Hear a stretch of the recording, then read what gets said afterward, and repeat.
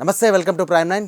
నేను Sai and welcome to special interview. ఈరోజు special ఇంటర్వ్యూలో భాగంగా భారతదేశంలో ముఖ్యంగా చెప్పుకోవాల్సినటువంటి అంశం ఏదైనా ఉంది అంటే అది పెన్షన్లకు సంబంధించినటువంటి అంశం అని చెప్పుకోవాలి. ఎందుకంటే ప్రభుత్వ ఉద్యోగులుగా అటు ప్రభుత్వంకి అలాగే సంబంధించి ప్రజలకు కూడా వారధులుగా ఉన్నటువంటి వీరు ప్రస్తుతం దయానీయ స్థితిలో ఉన్నటువంటి పరిస్థితులు ఎదుర్కొంటున్నారు. ఎందుకంటే కేంద్ర ప్రభుత్వం తీసుకొచ్చినటువంటి ఏదైతే బిల్స్ ఉన్నాయో దానికి సంబంధించి కూడా సుప్రీంకోర్టు ఆదేశాలు వచ్చినప్పటికీ కూడా వాటిపైన కూడా దాన్ని ఇంప్లిమెంట్ చేయకుండా వాటికి సంబంధించి కూడా వారికి న్యాయం చేయకుండా కూడా స్వతహా వారి యొక్క నిర్ణయాల ద్వారా ఈ యొక్క పెన్షన్లు చాలా ఇబ్బంది పడుతున్నారు. వారి సమస్యలు ఏంటి, అలాగే వారు ఎదుర్కొంటున్నటువంటి బాధలు ఏంటి, అలాగే ప్రస్తుతం కేంద్ర రాష్ట్ర ప్రభుత్వాలు తీసుకునే నిర్ణయాలపైన వాళ్ళు ఏమంటున్నారు అంశంపైన కూడా మనతో మాట్లాడడానికి మనతో స్టూడియో ఉన్నారు టీఎంబీ బుచ్చిరాజు గారు, general secretary AP pensions settled in Hyderabad ఈ యొక్క అసోసియేషన్కి వారు మనతో ఉన్నారు. వారితో మాట్లాడే అన్ని విషయాలు తెలుసుకుందాం. నమస్కారం అండి. నమస్కారం అండి. రైట్, మీకు మా యజమానానికి మరి ప్రేక్షకులందరూ కూడా నా నమస్సమాంజలి. Yes sir, thank you sir. So మొదటిగా సార్, పెన్షన్ సంబంధించిన విషయం చాలా కీలకమైనటువంటి అంశం. నిజంగా చెప్పాలంటే ఒక దాదాపుగా ఒక 60 ఏళ్ళు కూడా చూసుకుంటే 60 ఏళ్ళ వరకు పైబడినటువంటి వ్యక్తులు ఎవరైతే ఉన్నారో వాళ్ళు ప్రభుత్వ రంగంలో కూడా చాలా సేవలు చేసి ఎన్నో ఉన్నతమైనటువంటి పదవులు చేసి కూడా ప్రభుత్వం ఉండి కూడా ఒక వారధిగా ఉండేటువంటి వ్యక్తులు వీళ్ళందరూ. ప్రస్తుతం వాళ్ళ పరిస్థితి ఎలా ఉందంటారు సార్? ఇప్పుడు పెన్షన్ అనేది ఎక్కడ స్టార్ట్ అయిందంటే అంతమంది 1982 ముందు పెన్షన్ ఉండేది కాదు. ఓకే, 1982లో నకారా గారు, డిఎస్ నకారా గారని ఆయన సుప్రీంకోర్టులో కేసు వేయడమైంది. సుప్రీంకోర్టులో కేసు అయితే అక్కడ జస్టిస్ వైవి చంద్రచూడ్ గారని మొన్న రీసెంట్గా చేసిన చంద్రచూడ్ గారని వాళ్ళ ఫాదర్ ఆయన. ఓకే, ఆయన ఆధ్వర్యంలో చీఫ్ జస్టిస్ ఉంటే ఆ ధర్మాసనం, విస్తృత ధర్మాసనం తీర్పిచ్చింది. పెన్షన్ అనేది రైటు, వాళ్ళకి రైట్, పెన్షన్ అనేది హక్కు, అదొక బాధ్యత. వాళ్ళు దాని భిక్ష కాదు, అది ప్రభుత్వాలు ఖచ్చితంగా సామాజిక భద్రత కింద వాళ్ళు కల్పిస్తే పెన్షన్ ఇవ్వాలి. అలాగే ఆర్టికల్ 44 ప్రకారం పెన్షనర్లో కూడా ఎటువంటి అసమానతలు చూపించకూడదు, అందరి పెన్షన్ ఒకలాగే చూడాలి అని జడ్జిమెంట్ ఇచ్చింది. అంటే దాని ప్రకారం ఏంటంటే పెన్షనర్స్ అంటే పెన్షనర్లుగా ఉండాలి తప్ప అందులో సిపిఎస్, ఓపీఎస్, జీపీఎస్లు ఇవన్నీ ఉండకూడదు ఇంకా. ఓకే, కానీ ఇప్పుడు ఈ మధ్యన ఏమైందంటే ఈ పెన్షనర్స్, మన పెన్షన్ 82 నుంచి బాగానే ఉందండి. 2004లో గవర్నమెంట్ ఏం చేసిందంటే కంట్రిబ్యూటరీ పెన్షన్ స్కీమ్ పెట్టారు. అంటే ఎంప్లాయీస్ కొంత కంట్రిబ్యూట్ చేయాలి, కొంత ప్రభుత్వం 10% ఎంప్లాయీస్ కంట్రిబ్యూషన్తో చేశారు. దాని పెన్షన్ అనేది గ్యారంటీ లేదు. గ్యారంటీ వాళ్ళకి ఏంటంటే డబ్బులు విడిచి కంట్రిబ్యూషన్ డబ్బులు మార్కెట్లో పెడతారు, మార్కెట్లో డబ్బులు వస్తే దాని ప్రకారం పెన్షన్ డిసైడ్ చేసే విధానం పెట్టారు. అది అసలు అది కంట్రిబ్యూట్ చేస్తున్నారు కానీ ఎంత వస్తుందో కూడా తెలియట్లే, అంటే ఎంత లేదు. అసలు మెయిన్ ఏంటంటే అసలు ఎక్కడ ప్రాబ్లం వస్తుందంటే ఇప్పుడు మేజర్ ఇష్యూగా పెన్షన్ ఇష్యూ ఎందుకు గ్రావిటీ వచ్చిందంటే ఇష్యూకి ఈ మధ్య రీసెంట్గా వ్యాలిడేషన్ బిల్ అని ఒక యాక్ట్ పాస్ చేశారు మార్చిలో. ఆ యాక్ట్ ప్రకారం ఏంటంటే 82కి ముందు ఇప్పుడు 82 నుంచి ఇప్పటిదాకా వేసిన వాళ్ళ పెన్షన్స్ అన్నీ కూడా రివ్యూ చేసే అధికారం ఉంది. మొత్తం పెన్షన్ వ్యవస్థనే రివ్యూ చేసే అధికారం ఉంది. కోర్టులు ఆర్డర్లు ఇచ్చినా సరే మేము రివ్యూ చేసే అధికారం ఉందని ఒక యాక్ట్ కూడా తీసుకొచ్చారండి. ఓకే, వ్యాలిడేషన్ యాక్ట్ అని. ఓకే, యాక్ట్లో క్లియర్గా ఉందండి. ఇక్కడ ఏమన్నారంటే వీళ్ళు ఆల్ ఇన్స్ట్రక్షన్ ఇష్యూడ్ దేర్ అంటే 1672 here by validating all rules, అంటే అప్పటి నుంచి వచ్చిన రూల్స్ అన్ని కూడా మార్చడం కూడా మాకు కాంపిటెన్స్ ఉందని ఇచ్చారు. దీని తర్వాత ఏం చేశారంటే దీనికి అనుగుణంగా ఏం చేశారు, 8th central PRC commission report ఇచ్చారండి. అందులో 3వ పాయింట్లో ఏం ఇచ్చారంటే the unfunded cost of non contributory pension schemes, అంటే ఓపీఎస్ వాళ్ళు నాన్ కంట్రిబ్యూటరీ. ఓకే, ఓపీఎస్ వాళ్ళు కంట్రిబ్యూషన్ ఏముండదు, సిపిఎస్ వాళ్ళు కంట్రిబ్యూషన్ ఉంటుంది. ఈ మధ్యలో జీపీఎస్ అది పెట్టారు, అది ఇంప్లిమెంట్ అవ్వట్లేదు. ఎందుకంటే ఈ 10 lakhs CPS employees they are opposing now. 2004 నుంచి ఇప్పటిదాకా 10 lakhs సుమారు వాళ్ళు అపోజ్ చేస్తున్నారు. ఇప్పుడు ఏమంటే 1982 నుంచి ఇప్పటిదాకా తీసుకున్న వాళ్ళకి సపోజ్ 1982లో రిటైర్ అయినాడు, అతను 58 ఏళ్ళకి వచ్చి రిటైర్ అయినాడు. ఇవాళ లెక్కేసుకుంటే 1982 లెక్క అంటే అక్కడ 58 + 43 కలుపుకుంటే 91 years. 91 years ఏజ్లో మీకు ఇప్పటిదాకా మీ పెన్షన్లో మేము కంట్రిబ్యూషన్ మీరు పెన్షనర్స్ కంట్రిబ్యూట్ చేయట్లేదు కాబట్టి ఇందులో కొంత కంట్రిబ్యూట్ మీరు ఇవ్వాలి, మేము తగ్గిస్తాము అని ప్రభుత్వం దుర్మార్గమైన ఆలోచనతో ఈ కండిషన్ పెట్టారు. ఓకే, 7th పిఆర్సీలు పెట్టలేదు. అంటే ఒక 90 ఏళ్ళు, ఒక 30 ఏళ్ళు 40 ఏళ్ళు పెన్షన్ తీసుకున్న తర్వాత మీకు కట్ చేసి ఇస్తామంటే అసలు ఎంత దుర్మార్గం ఆలోచనంటే రెట్రాస్పెక్ట్ ఎప్పుడో. ఇప్పుడు ఇంకోటి ఏంటి, అసలు పెన్షన్స్లో మీరు ఎటువంటి క్లాసిఫికేషన్ కూడా జడ్జిమెంట్ ఉంది, సుప్రీంకోర్టు జడ్జిమెంట్ ఉంది. సుప్రీంకోర్టు జడ్జిమెంట్ కాదని చట్టంలో మనకి ఈక్వాలిటీ ఉండాలని మన కాన్స్టిట్యూషన్ అన్నీ ఉన్నప్పుడు అసలు ఇవి ఎవరితో డిస్కస్ చేయకుండా చేశారు. ఎందుకు దీని మీద ఇప్పుడు అందరూ బర్నింగ్ టాపిక్ అయిపోయింది. ఓకే, ఈ బర్నింగ్ టాపిక్ ఎంతవరకు, ఎందుకంటే రేపు పొద్దున్న ఎవరిదైనా పెన్షన్ ఇప్పుడు నేను ఉన్నాను అనుకోండి, నాకు 50,000 పెన్షన్ ఇస్తున్నారు అనుకోండి, రేపు పొద్దున్న నువ్వు 5,000 ఇస్తే ఇంకో 10% కట్ చేస్తే కానీ మేము పెన్షన్ ఇవ్వమంటారు. ఆ 10% పెన్షన్ పెరిగినప్పుడు ఆ పర్సంటేజ్ పెరిగిపోయింది అనుకోండి, ఎంత ఎఫెక్ట్ అవుతుంది. అందుకని అసలు పెన్షన్ కానీ పెన్షనర్ల దగ్గర 30-45 ఏళ్ళు పనిచేసిన డిపార్ట్మెంట్ పనిచేసిన తర్వాత వాళ్ళు పెన్షన్ పొందే హక్కు అని సుప్రీంకోర్టు చెప్పింది, ధర్మాసనం చెప్పింది. వాళ్ళు మీరు కట్ చేస్తూ ఉంటే అంత అమానుషం ఉంటుంది. అందులో దాన్ని మొత్తం దేశం మొత్తం అపోజ్ చేస్తున్నారండి. ఓకే. మరి 1 కోటి మంది చిల్డ్రన్ పైన ఉన్నారు, వాళ్ళందరూ కూడా స్టేట్ గవర్నమెంట్ ఎంప్లాయీ, మొత్తం అన్ని ఆల్ సెంట్రల్ స్టేట్ ఎంప్లాయీ అందరూ కూడా అపోజ్ చేస్తున్నారు. ఈ అపోజిషన్ ఎందుకంటే దాని గురించే ఈ December 17th ఇంపార్టెన్స్ ఎందుకు ఉంటుందంటే, అదేదో సుప్రీంకోర్టు జడ్జిమెంట్ ఇచ్చిందో ఆ జడ్జిమెంట్ December 17th 1982లో వచ్చింది. అందుకనే రేపు every year December 17th pensioners day జరుపుకుంటారు. ప్రతిసారి జరిపి పెన్షనర్స్ డే జరుపుకోవడం వేరు, ఇది ఇప్పుడు జరుపుకోవడం వేరండి. ఎందుకంటే ఇప్పుడు చాలా సీరియస్ ఇష్యూ ఉంది ఇది. పెన్షనర్లో కటింగ్ చేయడం అంటే చాలా దుర్మార్గమైన ఆలోచన. ఎందుకంటే పెన్షనర్లో ఇచ్చే గవర్నమెంట్ పెన్షన్ ఎందుకు పొందుతాడంటే, వాడు రిటైర్ అయిన తర్వాత వాడు ఆరోగ్యం ఖర్చు నిమిత్తము, వాడి కుటుంబం వాడికి తిండి భద్రత కోసం, ఆరోగ్యం సరిగ్గా తినడానికి కోసమైనా డబ్బులు ఇస్తారు. ఎందుకంటే అతను 60 ఏళ్ళు ఉద్యోగం చేసిన తర్వాత ఎక్కడా కూడా ఏం ఉద్యోగం పనికిరాడు అతను, ఎక్కడ ఏం చేయడానికి ఎవరు తీసుకోరు కూడా. అదే 45 రిటైర్ అయిపోతే వాడి టెక్నికల్ పీపుల్ అయితే యూ కెన్ డూ సంథింగ్. మరి అందరూ కూడా మేము గవర్నమెంట్ సర్వీసులతో గవర్నమెంట్ ఎట్ట చెప్తే అట్లా చేసిన వాళ్ళు, 40 ఏళ్ళు పనిచేసిన వాళ్ళు పెన్షన్ కట్ చేస్తూ ఉంటున్నారు. ఒక టర్మ్ ఎమ్మెల్యేలు ఎమ్మెల్సీ అయితే టర్మ్ అయితే అన్ని పెన్షన్లు ఉంటున్నాయి. మరి ఇది ఎంత దుర్మార్గం అండి. అసలు పెన్షనర్స్ ఎందుకు కటింగ్ పెడుతున్నాం మనం అది కూడా కొంచెం ఆలోచిస్తే, గవర్నమెంట్ ఏం చేస్తుందంటే డబ్బులు ఉచితాలు ఎక్కువ ఇవ్వడం వల్ల ఫైనాన్షియల్ క్రైసిస్ కోసం ఈ అందరినీ ఇప్పుడు వీళ్ళందరినీ ఇబ్బంది పెట్టాలని ఆలోచిస్తుంది, పెన్షనర్స్ కూడా ఇబ్బంది పెట్టాలని ఆలోచిస్తుంది. ఓకే. అసలు రూల్ ఏంటంటే, ఒక పెన్షనర్స్కి ఒక గవర్నమెంట్ ప్రతి ఏడు ఒక ప్రభుత్వానికి 1,00,000 ఇన్ని కోట్ల ఆదాయం ఉంటుంది. ఆదాయంలో 30% ఎంప్లాయీస్ కానీ వాళ్ళు వచ్చే రాబోయే ఈ సంవత్సరంలో వాళ్ళ బెనిఫిట్స్, వాళ్ళకి ఇప్పటిదాకా వచ్చిన జీతాలు అన్నీ కలుపుకొని 10% యాడ్ చేసుకుని ఒక బడ్జెట్లో అప్రూవల్ తీసుకుంటారు. దాని తర్వాత గవర్నర్ గారు ఆమోదిస్తారు, స్టేట్లో సెంట్రల్లో ప్రెసిడెంట్ గారు ఆమోదిస్తారు. ఓకే.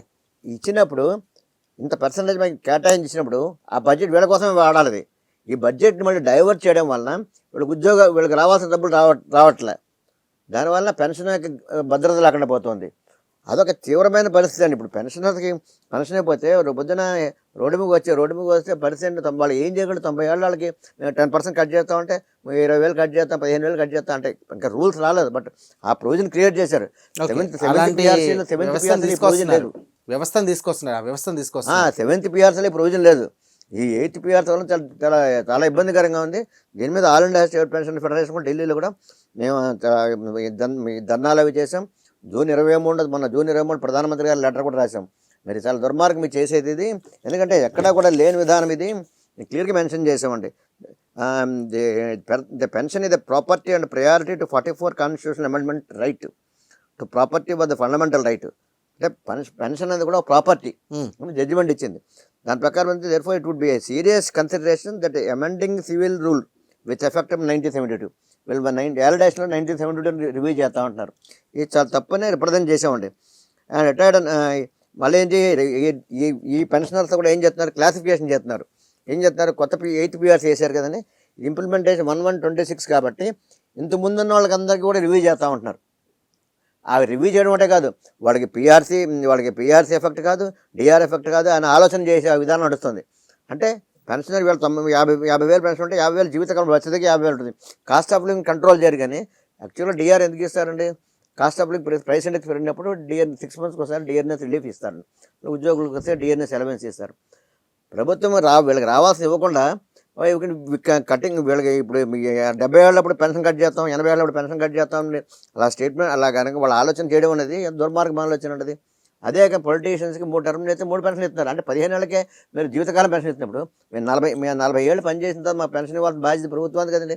ఇస్తున్న దాన్ని కట్ చేయడానికి ఎట్లా మీరు నాన్ ఫండింగ్ కంట్రిబ్యూషన్ రివ్యూ చేస్తామని బెటర్ క్లాజ్లో ఉండి చాలా దుర్మార్గమైన క్లాజ్ ఉంటుంది. ఓకే. ఇది 80% మేము ఎదుర్కొంటున్నాం అంటే సుప్రీంకోర్టులో కూడా ఆల్రెడీ కొంతమంది కేసు కూడా వేయడం జరిగింది. కేసు కూడా వేయడం జరిగింది. దీనికి సంబంధించి కూడా కేంద్ర ప్రభుత్వం పైన కూడా పెన్షనర్స్ నిజంగా ఆందోళన కలిగిస్తున్నాయని చెప్పేసి అనుకోవచ్చు. మీరు అన్న వాటిని చూస్తున్నట్టయితే ఒక అమైన్ బిల్లు తీసుకొచ్చి దాని ప్రకారంగా ఖర్చు చేయడం అనేది చాలా దారుణమైనటువంటి చర్య అని చెప్పేసి మీరు అన్నదాన్ని మీకు మాట్లాడచ్చు. ఓకే, ప్రధానంగా పెన్షనర్స్కి కావాల్సినటువంటి చట్టరీత్యా హక్కులు ఏమంటారు సార్? సెంట్రల్ నుంచి అంటే ఫస్ట్ ఈ పాయింట్ ఏదైతే నాన్ ఫండెడ్ ఇది క్లాజ్ ఉంది చూడ unfunded cost of non contributory pension scheme అనేది ఇది విత్డ్రా అవ్వాలి ఫస్ట్. ఓకే. ఇదని 8 years టర్మ్స్ అక్కడ విత్డ్రా అవ్వాలి. పెన్షనర్లో క్లాసిఫికేషన్ ఏమి చేయకూడదు. 1126 ముందు 1126 తర్వాత డిస్క్లాస్ చేయకూడదు. అదొకటే అక్కడ మెయిన్ అంటే ఏదైతే ఇప్పుడు 2004 నుంచి సిపిఎస్ అంటున్నారో వాళ్ళందరూ కూడా ఓపీఎస్ ఇవ్వాలి. ఎందుకంటే వాళ్ళు ఓపీఎస్ ఎంప్లాయీస్ ఎటారే పని చేశారు, అదే జాబ్ చార్ట్ వీళ్ళు కూడా చేస్తున్నారు సిపిఎస్ వాళ్ళు. ఒకటే పని ఒకటే చేస్తున్నప్పుడు డిఫరెన్స్ ఉండకూడదు. సుప్రీం కోర్టు జడ్జిమెంట్ ఇచ్చింది. ఓకే. ఒక వ్యక్తికి నేనేం పని చేస్తున్నాను మీరు అదే పని చేస్తున్నప్పుడు నాకు ఎక్కువ మీకు తక్కువ ఉండకూడదు కదండి. అందుకనే సిపిఎస్ అనేది తగ్గించుకోవడం, భారం తగ్గించుకోవడం కోసం పెన్షన్స్ కంట్రిబ్యూషన్ పెట్టారు. ఆ కంట్రిబ్యూషన్ అమౌంట్ కూడా వాళ్ళు లెక్కలు చెప్పట్లే. కొన్ని వేల కోట్లు ఏమైపోయినా తెలియట్లే. మార్కెట్ పెట్టేవాడు నాకు ఏం లెక్కలేదు. ఈ రోజు దాకా పెన్షన్ ఎంత వస్తుందో కూడా తెలియదు. అంటే 40 ఏళ్ళు 30 ఏళ్ళు పనిచేసి అన్సెక్యూర్డ్గా రిటైర్ అయిపోతే పెన్షన్ లేని పరిస్థితిలో వాడు ఉంటాడు. కాబట్టి ఇది చాలా దారుణమైన పరిస్థితి. అది దీన్ని సిపిఎస్ వాళ్ళు కూడా ఓపీఎస్ ఇవ్వాలని కోరుతున్నాం. ఇంకొకటి మేజర్ ఇష్యూ ఉంది. కమిటేషన్ ఏంటంటే కమిటేషన్ ఒక ఇష్యూ ఉంది సార్. అంటే మీరు రిటైర్ అయినప్పుడు మేము మా పెన్షన్లోంచి 40% అమ్ముకోవచ్చు.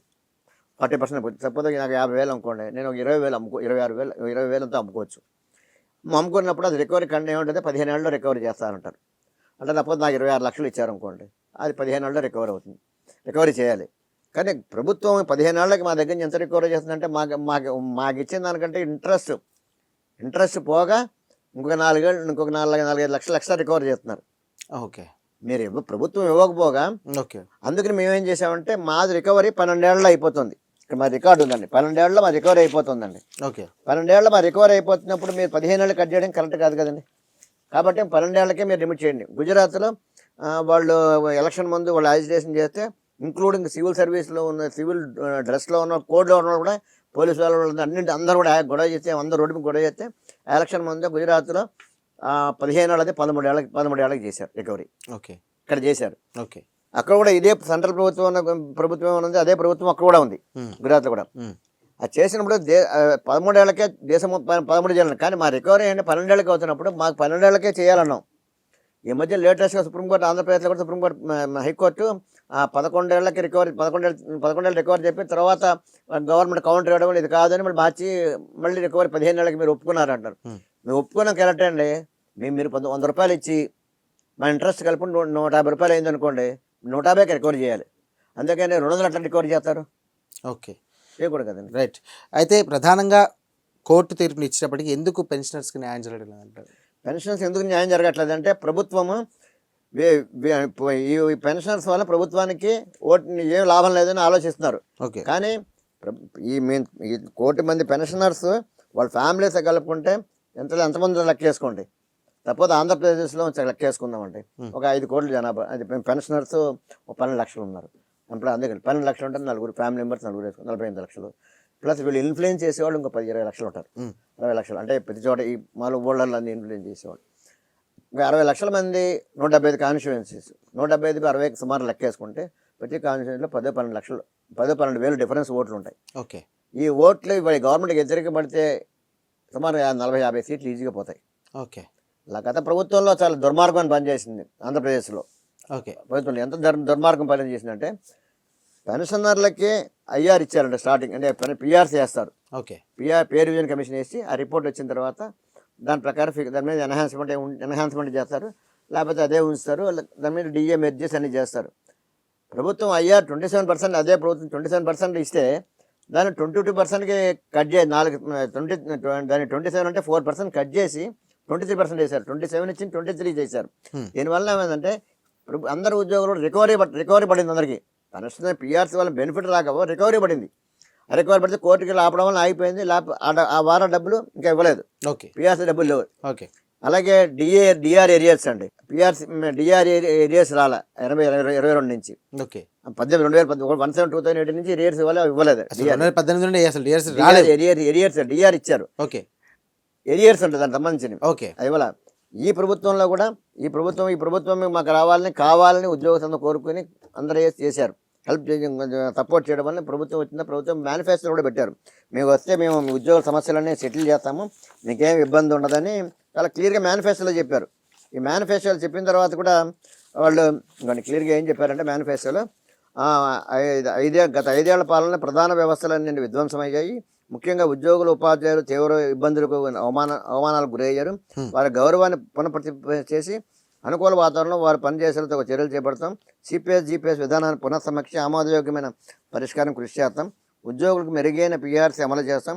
అలవెన్స్ పేమెంట్స్ పైన కూడా పునఃపరిశీలన చేస్తాం. ప్రభుత్వ ఉద్యోగులు కూడా ప్రభుత్వం ఇచ్చిన వెంటనే ఐఆర్ ప్రకటిస్తాం అని చెప్పారండి. ఇప్పటిదాకా పిఆర్సీ వేయలేదు, ఈ ప్రభుత్వం కూడా పిఆర్సీ వేయలే. ఓకే.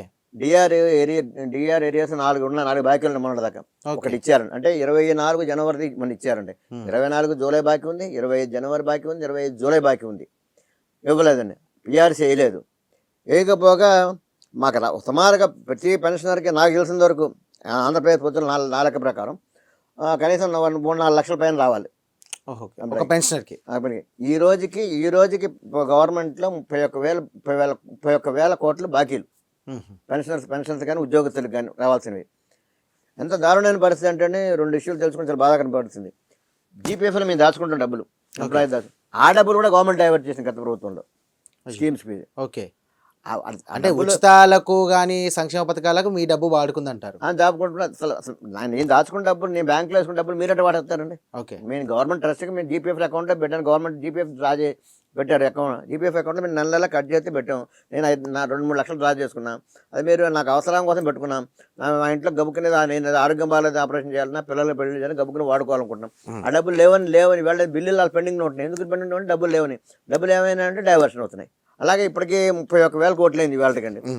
అంటే గత ప్రభుత్వంలో అయితే ఆ ప్రభుత్వాన్ని కలవడానికి కూడా కష్టమైంది. ఆ రోజు ఉద్యోగ సంఘ నాయకులు కూడా చాలా ప్రభుత్వానికి ఒక విధంగా లోబడి పనిచేశారు. వాళ్ళు ఉద్యోగుల తరఫున పనిచేయలే వాళ్ళు. ఓకే. అలాంటి ఉద్యోగులు పనిచేయట్లేదు, ఉద్యోగ నాయకులు సరే పనిచేయట్లేదని టీచర్లు వాళ్ళు కలిసి 2 లక్షల మంది విజయవాడ రోడ్డు మీద వస్తే ఇదే నాయకులకు వెళ్తే చల్లార్చి ఉద్యోగులకి ఏం న్యాయం లేకుండా అన్యాయం చేశారు. ఇప్పుడు ఏమంటారంటే మీకు రికవరీ కాకుండా ఆపడం. అదేంటంటే బెనిఫిట్ రావాల్సిన పోయి రికవరీ కాకుండా ఆపడం అనేది ఉద్యోగుల యొక్క గొప్పతనం. అది కాదు కదా. వాళ్ళ యొక్క అంటే వాళ్ళ వేరే ఇంట్రెస్ట్ ఏమున్నా మనకు తెలియదు. ఉద్యోగుల కొట్టుకు ఈ నాయకుల వల్ల అన్యాయం జరిగింది. అందుకని ప్రభుత్వాన్ని మేము చాలా క్లియర్గా చెప్తున్నాం, అసలు ఈ ఉద్యోగ సంఘాలతో మాకు సంబంధం లేదు, ఈ ఉద్యోగ సంఘాలు రద్దు చేయండి. ఈ ప్రతి శాఖకి కూడా ఒక జేఏసీ ఉండాలి, ఒక జేఏసీ ఉండాలి. ప్రభుత్వ శాఖకి ఏదైనా సరే జేఏసీ ఉండాలి, ఒకటే జేఏసీ ఉండాలి. ఓకే. ఇప్పుడు ఏమైందంటే ఈ 4 జేఏసీల వలన 4 కంపోర్ట్ ప్రతి డిపార్ట్మెంట్లు ఉంటున్నాయి. ఓకే. దీనివల్ల ప్రతి ఆఫీసర్ ఏం చేయలేని పరిస్థితి. ప్రభుత్వం కూడా వీళ్ళు చేసే పనులకి పట్టించుకోవట్లేదు. ఈ రోజు ప్రభుత్వం ఎందుకు పట్టించుకోవట్లేదు అంటే గతంలో ఎట్లా ఉంటుందంటే జాయింట్ స్టాఫ్ కొంత అందరూ కలిసి వెళ్ళేవారు, ప్రభుత్వంతో డిమాండ్ చేస్తే ప్రభుత్వం కూడా రెస్పెక్ట్ ఇచ్చేది, వాళ్ళ డిమాండ్ నెరవేరేవి. ఇప్పుడు ఆ పరిస్థితి లేకుండా ఉంది. ఉద్యోగ సంఘాల యొక్క వాళ్ళకి విధానం, వాళ్ళ పద్ధతిని సరిగ్గా లేక ఉంది. ఈవేళ ఉద్యోగస్తులు పెన్షన్లు అంటే ప్రభుత్వం ముందు చులకనైపోయినారు. ఇది ఏంటంటే ఒకప్పుడు 40 ఏళ్ళు పనిచేసిన వాళ్ళకి మీరు ఇచ్చే గౌరవం ఇదేనండి. పెన్షనర్లకి అందులో ముఖ్యంగా మీకు 40 ఏళ్ళు రక్తం దారిపోసి పనిచేసిన వాళ్ళకి మీరు పెన్షన్ ఇవ్వకుండా పెన్షన్లో కటింగ్ పెడతామని చెప్తే ఈ దుర్మార్గమైన ఆలోచన. అంతేకాకుండా వాళ్ళకి రావాల్సిన పిఆర్సీ ఇవ్వరు, మరి డిఆర్ ఏరియర్స్ ఇవ్వరు. మరి ఈ విధంగా ఉంటే ఈ లోపల సెంట్రల్ గవర్నమెంట్ ఈ యాక్ట్ తెచ్చి పెన్షనర్లు మీ దగ్గరే కట్ చేస్తాం పెన్షన్ అంటే మాడని అన్నట్టుగా ఒక మొత్తం మీద కేంద్ర ప్రభుత్వం కానీ గత ప్రభుత్వాలు కూడా పట్టించుకోలేదు పెన్షనర్స్ అని అంటారు. అంతేనా? ప్రభుత్వం పెన్షన్ పట్ల నిర్లక్ష్యం వహిస్తున్నారు. నిర్లక్ష్యం వాళ్ళకి అన్యాయం చేయాలని ఆలోచన చేస్తున్నారు.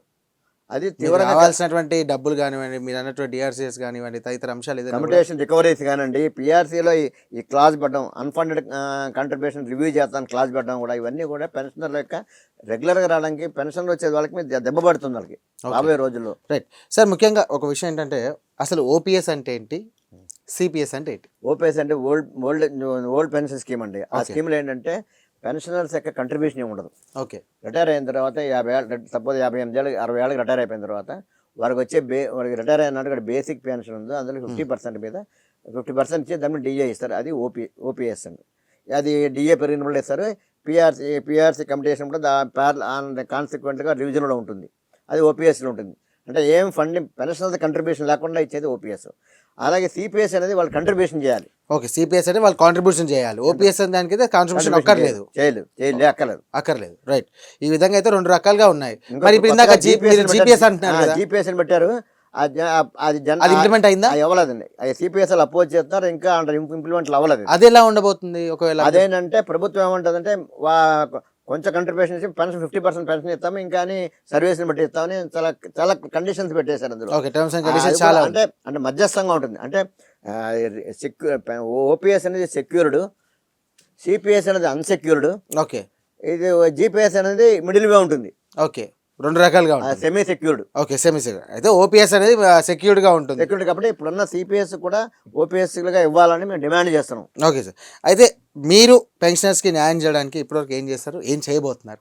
మేము ఈ యాక్ట్ వచ్చిందని మేము ఢిల్లీలో all India state pension federation దాంట్లో మీటింగ్ అయినప్పుడు ఇది తీవ్రంగా ఖండించాలి, చాలా ప్రమాదం, ఇది ఖండించకపోతే చాలా ఇబ్బంది అవుతుందని తీర్మానం చేసి దాని ప్రకారం జూన్ 23వ తారీఖు ప్రధానమంత్రి గారికి లెటర్ రాసామండి. ఓకే, ప్రధానమంత్రి అన్ని కలెక్టరేట్లో అన్ని అన్ని జిల్లాల నుంచి కూడా జిల్లా కలెక్టర్ దగ్గర నుంచి అలాగే కన్సర్న్ ముఖ్యమంత్రులు గవర్నర్ల ద్వారా కూడా రిప్రజెంట్ చేయడం జరిగిందండి. జూన్ 23 సబ్సిక్వెంట్గా ఇప్పుడు మేము ఏం చేస్తున్నామంటే ఆ తర్వాత జంతర్ మంతర్ దగ్గర ధర్నాలు కూడా జరపడం కూడా ఢిల్లీలో. ఓకే, తర్వాత కాకుండా కొన్ని సంఘాలు సుప్రీంకోర్టులో కేసు కూడా వేసాయి. గవర్నమెంట్ కౌంటర్ వేయాలి, ఆ జడ్జిమెంట్ కౌంటర్ కూడా వేసినట్టున్నారు, జడ్జిమెంట్ రావాలి, ఇంకా అది పెండింగ్ ఉందండి, అది వస్తుంది. అంటే సుప్రీంకోర్టు ఇచ్చిన తీర్మానానికి సుప్రీంకోర్టు ఇచ్చిన జడ్జిమెంట్కి వ్యతిరేకంగా గవర్నమెంట్ ఈ వ్యాలిడేషన్ యాక్ట్ ఉంది కాబట్టి సుప్రీంకోర్టు తన విస్తృత ధర్మాసనం ఇచ్చిన ప్రొటెక్షన్ చేస్తుంది కాబట్టి మేము నమ్ముతున్నామండి కోర్టులో మాకు న్యాయం జరుగుతుంది. ఈ లోపల ప్రభుత్వాన్ని మేము రిక్వెస్ట్ డిమాండ్ చేస్తుంటే ఈ క్లాజ్ చాలా ఇబ్బందికరంగా ఉంది, విత్డ్రా చేయమని డిమాండ్ చేస్తున్నాం అంటే. ప్రధానంగా ఆ క్లాజ్ వల్ల కూడా మీకు ప్రధానంగా ఇది non fund contribution fund recover చేస్తామంటే చాలా దుర్మార్గం కదండి అది. ఓకే, ఫండింగ్ మీకు ఎవరైతే కంట్రిబ్యూట్ చేయని వాళ్ళ స్కీమ్ వాళ్ళు కూడా రివ్యూ చేస్తామంటే దుర్మార్గం అది. ఓకే, తెలుగు రాష్ట్రాల్లో సంబంధించి కూడా మీరు మీ ఆధ్వర్యంలో ఎలాంటి అచీవ్మెంట్స్ ఉన్నాయి? తెలుగు రాష్ట్రాల్లో ఏంటంటే గత ప్రభుత్వంలో, ఓకే, ప్రభుత్వం రాకముందు గత ప్రభుత్వంలో అసలు ఎంప్లాయీస్ అనేది వాళ్ళ బతుకులు చాలా హీనమైన బతుకు. ఎంప్లాయీ పెన్షన్ పట్ల ఆ ప్రభుత్వం పట్టించుకోవాలి. ఓకే, కలిసే ప్రసక్తి లేదు ఎంప్లాయీస్ లేకుండా. అక్కడ రెండు ఇక్కడ ఈ రోజు ఇక్కడ తెలంగాణలో కూడా పెన్షన్ ఇక్కడ కూడా అదే ప్రాబ్లం, ఇండైరెక్ట్ ప్రాబ్లం ఉంది. ఓకే, అంతా అసలు కలవాలంటే చాలా ఇబ్బందికర పరిస్థితి. ఎవరో ఇద్దరు లీడర్లు వెళ్ళి మాట్లాడేవాళ్ళు, వాళ్ళిద్దరు లీడర్లు వాళ్ళు సరెండర్ అయి ఉండేవాడు. వాళ్ళు ఎంప్లాయీస్ లీడర్లే అండి, ఎంప్లాయీస్ పక్షం లేకుండా అటుపక్కన గవర్నమెంట్ తరఫున మాట్లాడొచ్చేవాళ్ళు. ఓకే, ఒక లీడర్ వచ్చే ఘోరంగా ఆంధ్రప్రదేశ్లో ఏపీఎన్జిఓ ప్రెసిడెంట్ గారే గతంలో జగన్ గారి ప్రభుత్వంలో 62 years అనగానే డ్యాన్స్ చేశాడు ఆయన డైరెక్ట్ ఆయనకు ఎక్స్టెన్షన్ వస్తుంది కాబట్టి. ఇది పరిస్థితి అండి. ఈ విధంగా ఉండబట్టే మరి ఎంప్లాయీస్కి పెన్షన్ వాల్యూ ఎక్కడ ఉంటుంది, లీడర్ ఉద్యోగం సంఘాన్ని తాకట్టు పట్టినట్టుగా అవుతుంది కదా. కాబట్టి అది మంచి పద్ధతి కాదండి. ఈ ప్రభుత్వం ఏంటంటే ఇవ్వనట్లేదు, ఓకే, డబ్బులు లేవు కాబట్టి కొంత సమయం తీసుకుని ఇస్తూ ఉంటున్నారు. సో దాని గురించి మేము అందరూ వెయిట్ చేస్తున్నాం. ఎందుకంటే వాస్తవాలు మాట్లాడుకోవాలంటే గత ప్రభుత్వం దుర్మార్గంగా వ్యవహరించింది. ఈ ప్రభుత్వం ఏంటంటే చంద్రబాబు గారి ప్రభుత్వం ఏంటంటే చంద్రబాబు గారు చూస్తాం తప్పకుండా సంపాదన వింటారు, ముందు సమస్యను వింటారు, దానికి అవసరం కొంత అనాలిసిస్ ఆఫీసర్ డిస్కస్ చేయడం అని చేస్తారు. కాకపోతే ఏంటంటే ఈ పెన్షనర్స్కి కాకుండా చిన్న నాన్ ఫైనాన్షియల్ ఇష్యూస్ కూడా కొన్ని ఉన్నాయండి. ఒకటేంటంటే మేము ఫస్ట్ ఏంటి పెన్షనర్స్ యొక్క పే స్లిప్పుల్లో వాళ్ళకి స్పౌస్ పేరు, డేట్ ఆఫ్ బర్త్ వేయడానికి అది ఏజీ గవర్నమెంట్ నుంచి పెన్షన్ రాగానే ఏజీ నుంచి లెటర్ రాగానే అందులో ఉంటాయి. దాని ప్రకారం మెన్షన్ చేయాలి. మెన్షన్ చేయకపోతే ఏమవుతుందంటే పెన్షనర్ చనిపోతే పెన్షనర్ స్పౌజ్ ఎవరు, పెన్షనర్ స్పౌజ్ ఎవరు తెలియట్లే. అంటే వాళ్ళ రికార్డు వాళ్ళు ఎస్టాబ్లిష్ చేసుకోవాలి, మళ్ళీ లీగల్ సర్టిఫికేట్ తెచ్చుకోవాలి, అవన్నీ తెచ్చుకోవాలి, మళ్ళీ లీగల్ తెచ్చుకోవాలి, మళ్ళీ ప్రొడ్యూస్ చేయాలి, ఇవన్నీ ఉంటాయి. డెత్ సర్టిఫికేట్ తెచ్చేయాలి. డేట్ ఆఫ్ బర్త్ లేకపోతే ఏమవుతుంది, adequate pension additional quantum pension ఒకటి ఉంటుంది. అంటే 70 yearsకి 10% అని. అటు చంద్రబాబు గారి ప్రభుత్వంలో 2019లో అడిషనల్ క్వాంటమ్ పెన్షన్ 70 ఏళ్ళకి 10%, 75 ఏళ్ళకి 15% పెట్టారు. ఈ జగన్ గారి ప్రభుత్వంలో 10%ని 7%కి, 15% 12% తగ్గించారు. ఎక్కడైనా పెన్షనర్స్కి కాస్త పెరుగుతున్నట్టు పెంచాలి కానీ, పెంచకపోతే అదే ఉంచాలి కానీ తగ్గించడం అనేది చేశారు. కాబట్టి ఏంటంటే అది దానివల్ల ఎంప్లాయీస్ చాలా ఇబ్బంది పడ్డాం. ప్రభుత్వం దృష్టిలో ఇవన్నీ పెట్టాం. ఇప్పుడు మీరు ఇచ్చిన ఆదేశాలే మీరు పునరుద్ధరించాలని మేము ప్రభుత్వం డిమాండ్ చేస్తున్నాం. దాంతోపాటు ఈ ఎంప్లాయీ తర్వాత gratuity, leave encashment, pension, PRC arrears, DA arrears, ఇవన్నీ కూడా ప్రభుత్వాన్ని డిమాండ్ చేయాలి. ఇవన్నీ ఈ రోజు చూసుకుంటే సుమారు 31,000 కోట్ల బాకీలు ఉన్నాయి ఎంప్లాయీస్కి ఇవ్వాల్సింది. ఎప్పుడు ఇస్తారని తెలియట్లే, తెలియని పరిస్థితి ఉంది.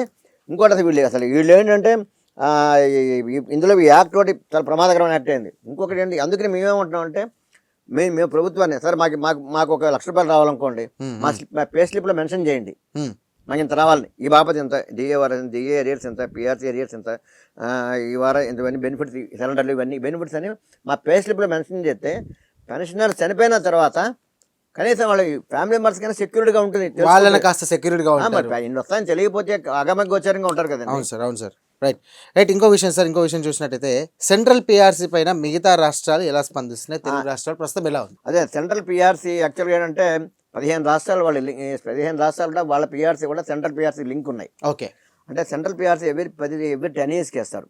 ఓకే ఇప్పుడు తెలుగు రాష్ట్రాలు మాకు కొన్ని రాష్ట్రాలు ఏంటంటే 5 సంవత్సరాలకు ఒకసారి వేస్తారు పిఆర్సీ.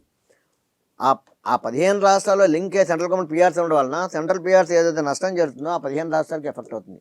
ఇందాక చెప్పిన ప్రకారం పెన్షనర్స్ ఎవరైతే ఆ 15 రాష్ట్రాల పెన్షనర్స్ కూడా ఈ సెంట్రల్ పిఆర్సీ ఈ వ్యాలిడేషన్ యాక్ట్ వలన, ఈ సెంట్రల్ గవర్నమెంట్ దీని వలన the unfunded cost of non contributory pension schemes review చేస్తానికి క్లాజ్ వలన ఆ 15 రాష్ట్రాల్లోని పెన్షన్ కూడా ఎఫెక్ట్ అవుతారు. అక్కడైతే దానివల్ల ఏంటి ప్రభుత్వం గవర్నమెంట్ ఎక్స్పెండిచర్ తగ్గించుకోవాలి ప్లానింగ్. ఇదే విధాన్ని ఆటోమేటిక్ మిగతా రాష్ట్రాలు అవలంబిస్తారు. అంతే కదండి. కాస్ట్ ఎక్స్పెండిచర్ తగ్గించుకుంటే కనుక వాళ్ళు కూడా అవలంబిస్తారు. అందుకనే అపోజ్ చేస్తుంది. ఇక్కడ కూడా ఆందోళన వ్యక్తపరుస్తున్నాం. ఎందుకంటే 17వ తారీఖు ప్రతి జిల్లాలో మా రిక్వెస్ట్ ఏం చెప్పామంటే ప్రతి జిల్లాలో పెన్షన్ అయితే జరపాలి. 17వ తారీఖు నాడు ఆల్ ఇండియా పెన్షనర్స్ డే ఉంది కాబట్టి ఆ రోజు మీ గలం ఎలా ఉండబోతుంది? ఆ రోజు మా గలం ఏంటంటే ఖచ్చితంగా ప్రభుత్వాన్ని ఈ వ్యాలిడేషన్ యాక్ట్ రద్దు చేయాలి. ఈ clause non funded cost of non contributory pension scheme రద్దు చేయాలి. సిపిఎస్ కూడా రద్దు చేసి ఓపీఎస్ సిపిఎస్ అందరూ కూడా ఓపీఎస్ కింద మార్చాలి. ఓకే సిపిఎస్ ని తీసేసి వాళ్ళు కూడా ఓపీఎస్ఏ చేయాలి. ఓకే మా డిమాండ్ అండి. ఈ విధంగా ప్రతి 2 రాష్ట్రాలు మొత్తం అంతా దేశం మొత్తం మీద కూడా అందరూ కూడా ఈ పెన్షన్ జరిపి తమ యొక్క నిరసన తెలియజేస్తారు. అవసరమైతే ప్లే కార్డులు పెడతారు. అవసరమైతే ఒక లెటర్ కూడా ప్రధానమంత్రి గారికి ఒక లెటర్ రాస్తారు. ఒక లెటర్ మోడల్ తయారు చేసామండి. ఈ లెటర్ మోడల్ లో క్లియర్ గా చెప్పామండి. ఏమని ఈ లెటర్ పట్ల ప్రతి వాళ్ళు వాళ్ళ పేరు డిపార్ట్మెంట్ లా సంతకం పెట్టాలి. ఓకే కింద రాసామండి. The pay commission also set direction for salary and pension revisions elsewhere. The failure to consider pension divisions for existing pension defies logic and justice. Pensioners are feeling frustrated. Okay feeling frustrated. Already మీ యొక్క నిరసన వ్యక్తి చాలా clear cut గా చెప్పారు. కూడా ప్రధానమంత్రి గారికి అంటే రాష్ట్ర ప్రతి ఒక్కళ్ళ దగ్గర నుంచి ప్రధానమంత్రికి వెళ్తుంది. అంటే దేశంలో ఉన్న సెంట్రల్ స్టేట్ అందరూ కూడా ఈ విధంగా రిప్రజెంటేషన్ ఇస్తారు. ఆల్రెడీ జూన్ ఇచ్చారు, ఇప్పుడు ఇస్తున్నారు. ఇప్పుడు మళ్ళీ సుప్రీం కోర్టులో కూడా ఇస్తున్నారు. మళ్ళీ ఇస్తున్నామండి. డిసెంబర్ 17 ప్రతి పెన్షన్ సంతకం మీద ఇస్తాడు ఇదండి. ఓకే ఈ విధంగా ఇస్తారు. ప్రతి నిరసన కూడా వ్యక్తపరుస్తున్నారు ప్రభుత్వం చట్టాన్ని. ప్లస్ దీంతో పాటు కోర్టులో కూడా వేయాలని ఆలోచన కూడా చేస్తున్నాం. సుప్రీంకోర్టులో ఆల్రెడీ వేసారు, ఒక బ్యాచ్ నడుస్తుంది. ఇంకా ఫర్దర్ కూడా మీ అందరూ కూడా ఇన్వాల్వ్ అవుతామండి. ఇది ఒకటే కాకుండా మీ కమిటేషన్ కూడా ఫస్ట్ 15 ఏళ్ళది 12 ఏళ్ళు చేయాలి మా డిమాండ్ అండి. అది కూడా ఓకే 15 ఏళ్ళు చేయాలని. ఇంకోటి అంటే పెన్షనర్స్ ఈ ఏదైతే రావాలో అవన్నీ బెనిఫిట్స్ కూడా వాళ్ళు పే స్లిప్లో మెన్షన్ చేయాలి. ఈ 2 స్టేట్ గవర్నమెంట్లో కూడా ఎక్కడికైనా ఎవరికి బాకీలు ఉంటే అవన్నీ మెన్షన్ చేస్తే కానీ ఇంట్లో వాళ్ళకి ఫ్యామిలీ బెనిఫిట్ ఉంటుంది, తెలుస్తుంది. ముఖ్యంగా ఏంటంటే ఇటు పెన్షనర్తో పాటు వాళ్ళ కుటుంబ సభ్యులు కూడా ఒక మంచి సెక్యూర్డ్గా ఉంటారని చెప్పేసి అనే ఉద్దేశంతో మీరు ముందుకు సాగుతున్నారు. ఇది ఒకటండి. ఇంకోటి ఏమో పెన్షనర్స్కి ఉద్యోగుల కంటే హెల్త్ ఇష్యూ ప్రభుత్వం హెల్త్ కార్డులు ఇస్తున్నారు. ఓకే ఆ హెల్త్ కార్డులు ఎక్కడ పని చేయట్లేదు. ఏడా హాస్పిటల్లో కూడా హాస్పిటల్ పని చేయట్లేదు, యాక్సెప్ట్ చేయట్లేదు. 2 లక్షల దాకా మా ప్రయోజనం ఉంది. అందుకని ప్రభుత్వాన్ని మధ్య మేము ఏమంటుందంటే మాకు హెల్త్ కార్డులు పనిచేయట్లేదు, హాస్పిటల్ వాళ్ళు మీరు డబ్బులు ఇవ్వట్లేదు వాళ్ళు అంటారు, ఇంతకు ముందు డబ్బులు ఇస్తే చేయని వీళ్ళు అంటారు, ఇబ్బందిగా ఉంది. కాబట్టి హెల్త్ ఇన్సూరెన్స్ కార్డులు ఇవ్వని అడిగాం. 5 lakhs rupees health insurance card ఇవ్వండి, ఆ కార్డు బట్టి మేము యూటిలైజ్ చేసుకుంటామని చెప్పాం. అది ప్రభుత్వం వారేమో ఇప్పటికి పరిశీలన చేస్తూ ఉన్నారు. అది ఆంధ్రప్రదేశ్ ప్రభుత్వం వాళ్ళు మా ఇన్సూరెన్స్కి ఇవ్వడానికి ఏదో సుముఖంగా చెప్పారు. ఏప్రిల్ నుంచి దాని మీద ఇంప్లిమెంట్ చేయాలి ఏదో ఒక ఆలోచనలో డిస్కషన్ నడుస్తున్నాయండి. ఇప్పటికీ మెడికల్ బిల్స్ సుమారు 20,000 దాకా పెండింగ్ ఉన్నాయి ఆంధ్రప్రదేశ్లో. అలాగే తెలంగాణలో కూడా అలాగే ఉంటాయని నేను అనుకుంటున్నాను. అదే ప్రపోర్షన్లో సుమారు ఉంటాయి అనుకుంటున్నాను నేను. బట్ నేను మాట్లాడేది ఏంటంటే నేను ఆంధ్రప్రదేశ్ పెన్షన్ కాబట్టి నేను ఆంధ్రప్రదేశ్ పెన్షన్ సంబంధించి బట్ ఏంటంటే అక్కడ ఏంటంటే ఈహెచ్ఎస్లో ఆఫీస్లో డాక్టర్స్ తక్కువ మొన్నదాకా తక్కువ ఉండడం వలన ఎక్కువ మంది తొందరగా బిల్స్ క్లియర్ అవ్వలేదు. ఇప్పుడు మధ్య డాక్టర్ రిక్రూట్మెంట్ చేశారు కాబట్టి తొందరగా క్లియర్ అవుతాయి అనుకుంటున్నాను. బట్ ఏదేమైనా ప్రభుత్వం ఈహెచ్ఎస్ పాలసీలో కూడా మార్చాలి. ఎందుకు మార్చాలంటే వాళ్ళు చేసిన విధానం అప్పుడున్న రోగాలు అప్పుడు విధానం ట్రీట్మెంట్ వేరు. ఇప్పుడంతా లేటెస్ట్ టెక్నాలజీ, రోబో టెక్నాలజీ అని డెంటల్ ఉందనుకోండి, ఇంప్లాంటేషన్ సిస్టమ్ వచ్చింది. వాటికి రీఎంబర్స్మెంట్ లేదు. కాబట్టి లేటెస్ట్ టెక్నాలజీ ప్రతిదీ కూడా ఈ మెడికల్ ఈహెచ్ఎస్లో ఇంక్లూడ్ చేయాలని ప్రభుత్వం డిమాండ్ చేస్తున్నాం మేము. రైట్. ముఖ్యంగా సార్ ఇంకో విషయం ఏంటంటే కేంద్ర రాష్ట్ర ప్రభుత్వాలు ఎందుకు నిర్లక్ష్యం వహిస్తున్నాయి? ఇంకొకటి ఏంటంటే సుప్రీంకోర్టు ఇన్ని ఒక బిల్స్ తీసుకొచ్చినా కూడా దీనిపైన కూడా ఒక సమగ్రంగా విచారణ జరిపి ఒక కీలకమైనటువంటి అంశాలకు ప్రస్తావించినప్పటికీ కూడా ఎందుకు కేంద్ర ప్రభుత్వం ఇంకా నిర్లక్ష్యం వహిస్తుంది అంటారు? ఎందుకు కేంద్ర ప్రభుత్వం అంటే పెన్షన్ డబ్బులు అంటే మీరు ప్రధానంగా చెప్తున్నారు ఉచితాలు ఇవ్వడం వల్లే కొంచెం మా పైన కూడా నిర్లక్ష్యం వహిస్తా ఉన్నారు.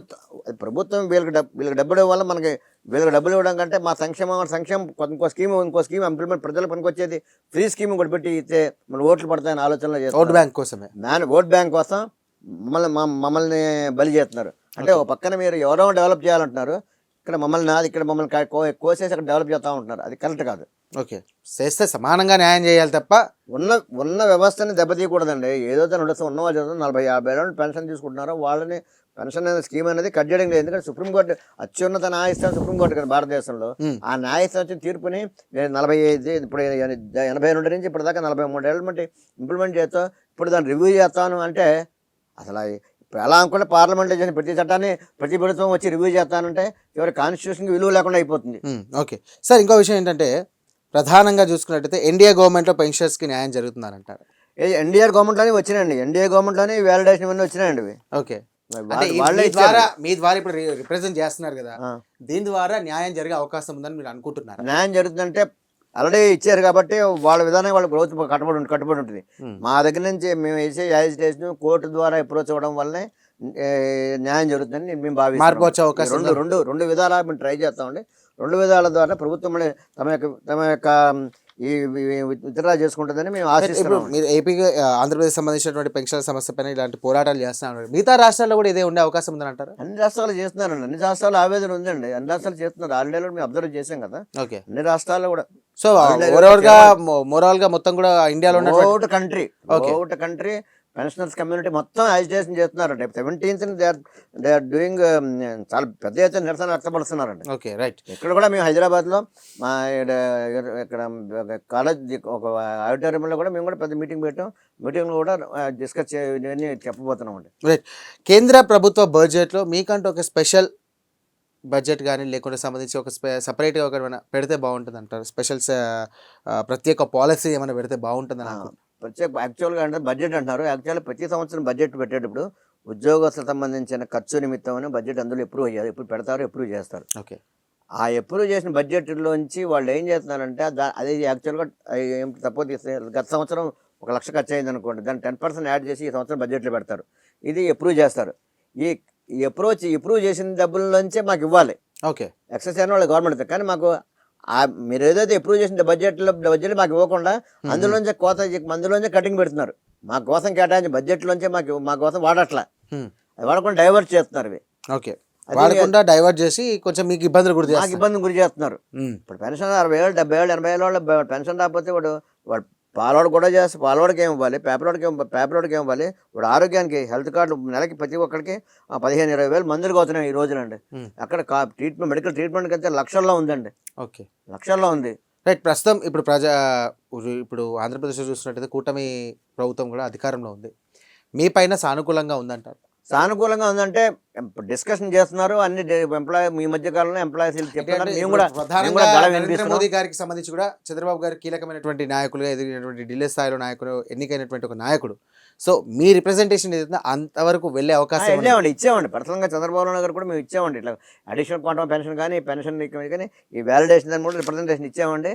ఈ సెంట్రల్ గవర్నమెంట్ యాక్ట్ కాబట్టి అది వాళ్ళు చెప్తారు కానీ వాళ్ళు ఇంటర్నల్గా చెప్పాల్సిన ఇష్యూ కానీ ఉంటుంది, మనకు బహిరంగంగా ఏం చెప్పరండి. బట్ మా గ్రీవెన్సెస్ మటుకు హెల్త్ కార్డు మీద వాళ్ళు ఏదైతే హెల్త్ కార్డు మీద దాన్ని రివ్యూ చేస్తున్నారు. ఎంప్లాయీస్ రావాల్సిన డబ్బుల్లో కూడా కొంత ఆనాటికి ప్రభుత్వం వచ్చిన కొంత జేనాటికి 24,000 కోట్లు ఉంటే అప్పుడు 8,000 కోట్లు ఇచ్చారు. 8,000 కోట్లు ఎంప్లాయీస్ రావాల్సిన జీపీఎఫ్ డబ్బులు అవన్నీ ఇచ్చారు. కొంత డబ్బులు వాళ్ళు ఇచ్చారు. ప్రభుత్వం వెసులుబాటు బట్టి ఇస్తుందండి. కాబట్టి అంటే ఈ కాలం గడిచేది వల్ల ఎక్కువ జ్యూస్ పెరిగిపోతున్నాయి. దానివల్ల ఏమవుతుంది, ప్రభుత్వం మళ్ళీ బటన్ అవుతుంది. అందుకని ప్రభుత్వం ఏం చేయాలంటే అండి, నెలకింతని ప్రతిదీ నెలకింతని ఏరియర్ కొంత ఇచ్చుకుంటూ పోతుంటే అప్పుడు కొంచెం బటన్ తగ్గుతూ ఉంటుంది. సో మొత్తం ఒకేసారి కాకుండా కాస్త అయినా కొంచెం కూడా ఇచ్చుకోవాలి. బట్ ఈ లోపల వాళ్ళకి ఎంప్లాయీస్ రావాల్సిన డబ్బులు ఎంత అని వాళ్ళ పే స్లిప్లో మెన్షన్ చేయాలి. మెన్షన్ చేయకపోతే గవర్నమెంట్ ఇస్తుందని గ్యారంటీ పోతుంది. Okay, right. ప్రధానంగా ఇంకో అంశం చూసుకున్నాం సార్, చివరిగా ఇటు కేంద్రానికి కానీ రాష్ట్ర ప్రభుత్వానికి సంబంధించి కూడా మీరేం డిమాండ్ చేయాలనుకుంటున్నారు? చివరిగా మేము ప్రభుత్వాన్ని ఒకటే డిమాండ్ చేస్తామండి. ఏదైతే మీరు 8th PR terms of condition పెట్టారో, ఆ క్లాజ్ పెట్టారో, ఆ క్లాజ్ని ఏది unfunded cost of non contributory pension scheme అదొకటి, వ్యాలిడేషన్ యాక్ట్ ప్రకారం పాత కూడా రివ్యూ చేస్తాను పెట్టారు. అలాగే అవన్నీ అది విత్డ్రా చేసుకోవాలని, అలాగే సిపిఎస్ వాళ్ళు కూడా ఓపీఎస్ ఇవ్వాలని, ఉమ్, అలాగే కమ్యూటేషన్ పీరియడ్ 15 ఏళ్ళ నుంచి 12 ఏళ్ళకి తగ్గించాలని ఉమ్, మేము ప్రభుత్వాన్ని డిమాండ్ చేస్తున్నాం. ఆంధ్రప్రదేశ్ ప్రభుత్వాన్ని కూడా అడిషనల్ క్వాంటమ్ ఆఫ్ పెన్షన్ గతంలో మీరు చంద్రబాబు గారు 2019 ఏదో తెచ్చారో ఆ విధంగా పునరుద్ధరించాలని, ఎంప్లాయీస్ రావాల్సిన పెన్షన్ ఇప్పుడు కూడా కొంతమంది పెన్షన్ రిటైర్ అయ్యి 2 ఏళ్ళు 1 ఇయర్ అయినా పెన్షన్ రావాలి కొంతమంది ఉన్నారు. పెన్షన్ కానీ గ్రాట్యుటీ కానీ రాని వాళ్ళు ఉన్నారు. వాళ్ళందరికీ ఇమీడియట్ రిలీఫ్ చేయాలి. ఎందుకంటే వాళ్ళు పిల్లల పెళ్ళిళ్ళ కోసం వాటి కోసం వాళ్ళు ఖర్చు పెట్టాలనుకున్నారు. ఆ డబ్బులు రాకపోతే చాలా ఇబ్బంది పడుతున్నారు. కాబట్టి ముఖ్యమంత్రి గారిని మేము చంద్రబాబు నాయుడు గారిని కోరేది ఏంటంటే, అయ్యా మీరు ఎంప్లాయీస్కి మేనిఫెస్టోలో మీరు వాగ్దానం ఇచ్చారు. వాగ్దానం ప్రకారం ఎంప్లాయీస్కి ఇప్పుడు మీరు వచ్చి 2 సంవత్సరాలు గడిచిపోయింది. కాబట్టి మా సమస్యలని వెంటనే మీరు స్పందించారు. ముఖ్యంగా ఉద్యోగస్తులు దానికంటే పెన్షనర్లు దాని మీద ఎక్కువ స్పందించి న్యాయం చేయాలని కోరుతున్నాం. ఇదే సందర్భంలో ఉప ముఖ్యమంత్రి గారు మేము కోరేది అంటే, అయ్యా మీరు మానవతా దృక్పథాన్ని ఆలోచిస్తారు కాబట్టి పెన్షనర్లు కూడా, మీ ఫాదర్ కూడా ఒక రిటైర్డ్ ఉద్యోగి కాబట్టి ఒక పెన్షనర్లకి బాధ మీకు తెలిసి ఉంటుంది కాబట్టి మా మా విషయంలో ప్రత్యేకంగా పెన్షనర్ల విషయంలో మీరు ముఖ్యమంత్రి గారితో మాట్లాడి పెన్షన్ రావాల్సిన ఇష్యూస్ అని కూడా ఇమీడియట్గా సెటిల్ అయ్యేట్టు మాకు సహకారం అందించాలని ఉప ముఖ్యమంత్రి గారిని పవన్ కళ్యాణ్ గారిని కోరుతున్నామండి. రైట్. థ్యాంక్ యూ అండి బుచ్చిరాజు గారు. ముఖ్యంగా మీరు మరోసారి ఏంటంటే ఇప్పుడు ఈ 17 రోజున మీకు ఆల్ ఇండియా పెన్షన్ డే సందర్భంలో సార్ ప్రత్యేక శుభాకాంక్షలు తెలియజేస్తున్నాను. సో మీరు చివరిగా మా ప్రైమ్ లైన్ ద్వారా మీరు మీ పెన్షనర్ దారులకు కానీ ప్రజలకు ఏం చెప్పాలనుకున్నారు? మా మా మా పెన్షనర్ మేము కోరేది ఏంటంటే, ప్రజల్లో మేము కూడా భాగస్వామం, ఓటర్లుగా మేము ఉన్నాం. ప్రజలు సంక్షేమం వచ్చేటప్పుడు మీరు నమ్మరు. ఒక చిన్న ఎగ్జాంపుల్ ఇక్కడ చెప్పాల్సిన పరిస్థితి ఉంది సార్. పెన్షన్ రాకపోవడం వలన నెల్లూరు జిల్లాలో ఆమెకి కేసు సెటిల్ చేయకపోవడం వలన, పెన్షన్ రాకపోవడం వలన, అవి షుగర్ వ్యాధి వచ్చి కాలు చేసినా కూడా పెన్షన్ ఇష్యూ గవర్నమెంట్ సెటిల్ కాకపోవడం వలన 15 ఏళ్ళ పెన్షన్ లేదు ఆవిడకి. లేకపోతే మేము ప్రభుత్వం దృష్టిలో తీసుకున్న పవన్ కళ్యాణ్ గారు ఆ గవర్నమెంట్ సెటిల్ చేసి 20 రోజుల్లో పెన్షన్ వచ్చేట్టుగా కార్యక్రమం చేశారు. అంటే పెన్షన్ ఆవిడ ఈ లోపల ఏంటంటే ఆవిడకి ప్రభుత్వం ద్వారా రావాల్సిన రెగ్యులర్గా రావాల్సిన ఫ్యామిలీ పెన్షన్ పొందకుండా ప్రభుత్వం ఇచ్చే సామాజిక పెన్షన్ తీసుకుంది. అది డిజేబుల్డ్ కింద పెన్షన్ తీసుకుంది. వాళ్ళ కొడుకు మెంటల్ చాలా హ్యాండిక్యాప్డ్ అయితే ఆ ఛాలెంజ్ ఆ పెన్షన్ తీసుకున్నారు. ప్రభుత్వ పరంగా రావాల్సిన పెన్షన్ రాకుండా ఇటువంటి తీసుకోవాల్సిన పరిస్థితి ఉంటుంది. కాబట్టి అంటే ప్రభుత్వాన్ని మేము కోరేది అంటే, పెన్షన్లకు రావాల్సిన వెంటనే రిలీజ్ చేయాలి. పెన్షనర్స్కి గ్రాట్యుటీ కానీ కమిటేషన్ కానీ వెంటనే ఇవ్వాలి. ఇవ్వకపోతే మటుకు ఆ పెన్షన్ లాగా ఇబ్బంది పడతారు. వాళ్ళకి సంబంధించిన డిసిప్లినరీ కేసులు ఏమైనా ఉంటే కూడా ఇమీడియట్గా వితిన్ 3 months లోపల సెటిల్ చేసి వాళ్ళకి న్యాయం చేయాలని ప్రభుత్వాన్ని మేము కోరుతున్నాం. ప్రజలను కూడా మేము కోరేది ఏంటంటే, అయ్యా మేము కూడా మీలో భాగస్వాములం, మాకు పెన్షన్ తప్ప వేరే ఆధారం లేదు, మాకు పెన్షన్ ఇస్తేనే మా జీవనం గడుస్తుంది కాబట్టి మాకు కూడా మేము సహకారం అందించాలని, ప్రజలు మా పెన్షన్ల పట్ల సానుభూతి వ్యక్తపరచాలని, మాకు సహకారం అందించాలని ప్రజలను కూడా మేము కోరుతున్నాం. ముఖ్యంగా అందరి నాయకుల్ని, మరీ ముఖ్యంగా ముఖ్యమంత్రి చంద్రబాబు నాయుడు గారు వారు కొంచెం మానవతా దృక్పథంతో, అలాగే పవన్ కళ్యాణ్ గారు సౌహృదంతో ఆలోచిస్తారని దృష్టితో మీ ఇద్దరికీ ప్రత్యేకమైన ధన్యవాదాలు తెలియజేస్తూ మా యొక్క సమస్యలను త్వరగా పరిష్కరిస్తారని ఆశిస్తున్నాం. రైట్. థ్యాంక్ యూ బుచ్చిరాజు గారు. మీ విలువైన సమయాన్ని మాకు కేటాయించింది. అలాగే పెన్షనర్ సంబంధించి కూడా ప్రభుత్వానికి మీరు రిప్రజెంట్ చేస్తున్నారు, అలాగే వారి సమస్యల మీద పోరాడుతున్నారు. నిజంగా hats off. And once again మీకు కూడా ఈరోజు 17 తారీఖున ఆల్ ఇండియా పెన్షనర్ డే సందర్భంగా ప్రత్యేక శుభాకాంక్షలు తెలియజేసుకుంటున్నాను. థ్యాంక్ యూ సో మచ్ అండి. సో చూసారు కదా, ఇది వాళ్ళ స్పెషల్ ఇంటర్వ్యూ.